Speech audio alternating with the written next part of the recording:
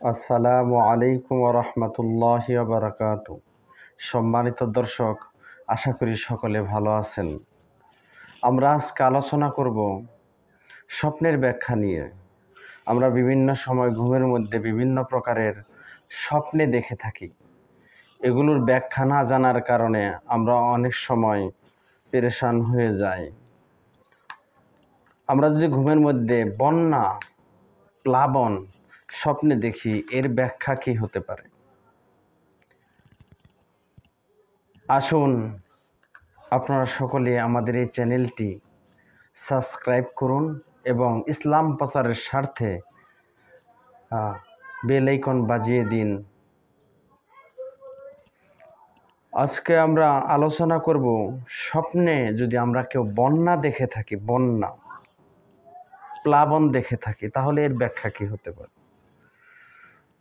বন্যা যদি আমরা এমনভাবে দেখে থাকি যে বন্যার পানি প্লাবিত হচ্ছে, প্রবাহিত হচ্ছে, কিন্তু পানিটা হলো ঘোলাটে পানি, ময়লা পানি প্রবাহিত হচ্ছে, এমন যদি স্বপ্নে দেখি, তাহলে এর কি ব্যাখ্যা হতে পারে?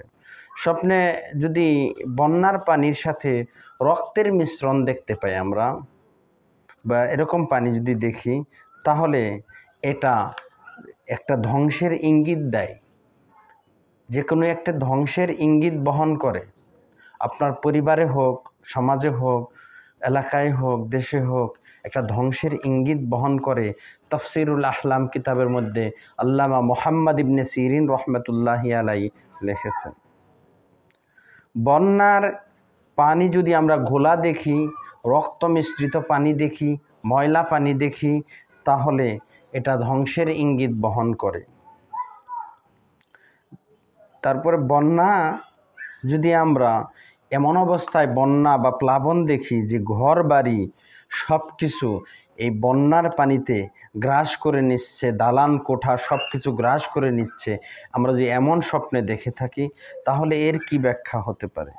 এর ব্যাখ্যা হতে পারে তার শত্রু অথবা শাসক দ্বারা সে অনেক বড় বিপদে পড়তে যাচ্ছে। বন্যার পানিতে যদি ঘর বাড়ি, দালান কোঠা, বিল্ডিং এবং বসত বাড়ি, জনপদ এগুলো গ্রাস হতে দেখি, ধ্বংস হতে দেখি, তাহলে এটা ইঙ্গিত হলো শত্রু এবং শাসকের দ্বারা সে বিপদে পড়তে যাচ্ছে এবং বিশাল বিবাদে লিপ্ত হচ্ছে শত্রু এবং শাসকদের সাথে। বন্যা যদি তেমন কোনো ক্ষতি না হয়, তেমন কোনো ক্ষতিকর বন্যা যদি আমরা স্বপ্নে না দেখি, যে না নর্মালি বন্যা দেখতে পাই, কারো কোনো ক্ষতি হয়নি, তাহলে শাসক এবং শত্রু দ্বারা আমাদের বিরুদ্ধে যতই অবস্থান নেক, কিন্তু ক্ষতি হবে না। এটাই হলো ব্যাখ্যা। বন্যা যদি বৃষ্টি ছাড়া বন্যা হয়, যেটা হলো বন্যার পানি প্রবাহিত হচ্ছে কিন্তু বৃষ্টি নেই, বৃষ্টি হচ্ছে না, তাহলে এটার ব্যাখ্যা হলো আপনি হারাম টাকা উপার্জনে জড়িয়ে যাবেন, অথবা শত্রু আপনার উপর বা আপনাদের উপর, এই জনপদের উপর রক্তপাত ঘটাবে। বৃষ্টি ছাড়া বন্যা, প্রবাহিত বন্যা যদি দেখা হয়, আল্লামা মুহাম্মদ ইবনে সিরিন রহমতুল্লাহি আলাইহি লেখেন, তাহলে এর ব্যাখ্যা হলো যে শত্রু এখানে বিবাদে লিপ্ত হবে এবং রক্তপাত ঘটাবে, অথবা হারাম ইনকামের মধ্যে আপনি স্বপ্নদোষটা জড়িয়ে যাবেন।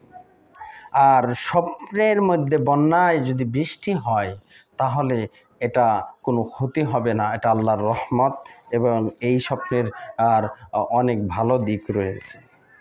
আর স্বপ্নে যদি আমরা বন্যা দেখি, বন্যা যদি নদী দিয়ে প্রবাহিত হয় অথবা এমন কোনো স্থান দিয়ে প্রবাহিত হয়েছে, কারো কোনো ক্ষতি হয়নি, তাহলে শাসক এবং শত্রু ওই স্বপ্নদ্রষ্টার কোনো প্রকারের ক্ষতি করতে পারবে না, কোনো প্রকার স্বপ্নদ্রষ্টা বিপদে পড়বে না।